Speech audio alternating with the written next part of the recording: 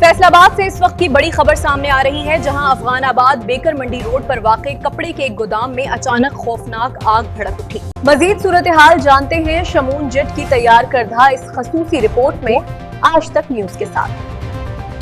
आप देख रहे हैं आज तक न्यूज,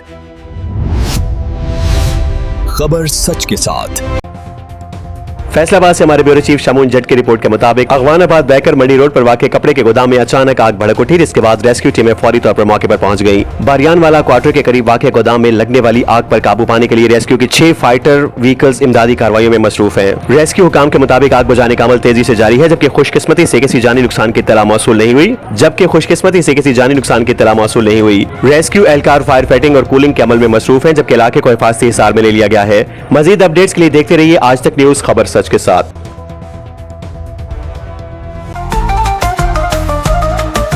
आज तक न्यूज, खबर सच के साथ।